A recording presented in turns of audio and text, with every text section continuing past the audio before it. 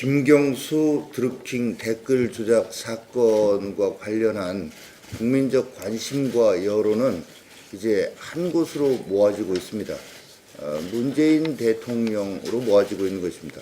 문재인 대통령 어디까지 알았으며 이에 대해서 어떤 입장인지 이런 것을 국민들께서 대통령께 지금 온 시선을 모아서 바라보고 있다라는 점을 말씀드립니다. 왜 이러냐면 김경수 드루킹 댓글 조작으로 인한 최대 수혜자가 바로 문재인 대통령입니다. 그리고 또 청와대 비서관들이 이 일에 관여하고 드루킹 일당을 만나고 했다는 사실이 이미 밝혀졌습니다. 그리고 또 김정숙 여사가 한 언행이 있었습니다. 온 국민이 봤습니다. 그런데 이와 관련해서 대통령이 나는 모르는 일이다라고 이렇게 얘기를 한다면 어느 국민이 그 말을 납득할 수 있겠습니까? 국정 안정을 위해서도 이와 관련해서 대통령이 직접 조속히 입장을 표명해야 할 것입니다. 어제 정부가 종편 의무송출 폐지하는 방송법 시행령 개정안을 입법 예고하겠다고 발표했습니다. 국민의 공공자산입니다. 방송은. 그런데 이 방송을 정권의 신여, 정권의 나팔수로 삼겠다는 의도를 노골적으로 드러낸 것입니다. 방송 장악이 이미 완료된 지상파에 대해서는 중간 광고라고 하는 당근을 주었습니다. 아직 완전히 장악하지 못한 종편에는 의무 송출 폐지라고 하는 채찍을 휘두르겠다는 추악한 이 언론 장악의 수순입니다.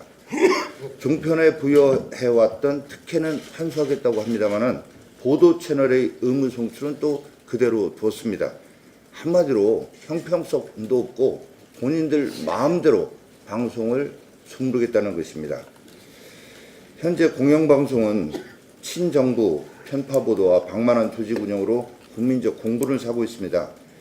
방송의 공정성과 중립성 회복하려는 자구 노력은 하지 않고 김재동 같은 친문 방송인에게 거액 출연료 지급하고 직원들에게는 억대 고액 연봉 주면서 수신료 잔치를 벌이고 있는 것입니다.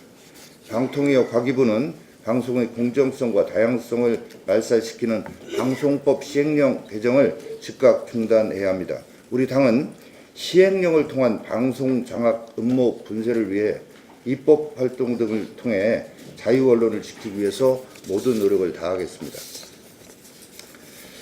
어제 김광두 국민경제자문회의 부의장 후임으로 위촉된 이재민 부의장이 대통령과의 오찬에서 참으로 황당한 발언을 했습니다.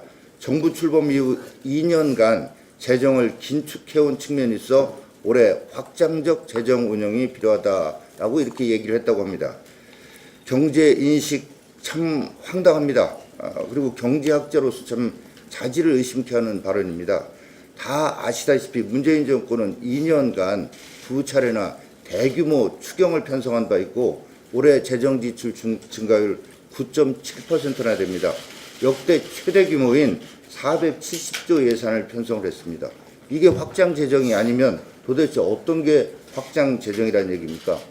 대통령 스스로 예산을 시정 연설하면서 2009년 예산 이후에 가장 큰 폭으로 증가한 예산안이라고 하면서 늘어나는 세수에 맞춰서 지출 규모를 늘렸다라고 했습니다. 국가재정법에 따르면 초과 세수는 적자 국채 우선 상환하는 데 써야 하는 것입니다. 이 정부가 김경수 판결에 대해서 사법부를 공격하고 사법부 장악에 나서겠다고 선언한 것은 베네수엘라 차베스 정권이 했던 겁니다.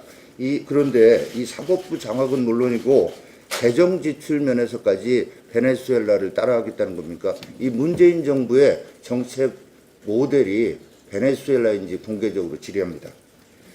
미래 세대의 부담을 줄이고 재정 건전성을 강화한다는 원칙하에서도 무조건적인 확장 재정 결코 옳지 않습니다. 초과 세수는 정부의 보너스가 아니다라는 점을 분명히 지적합니다.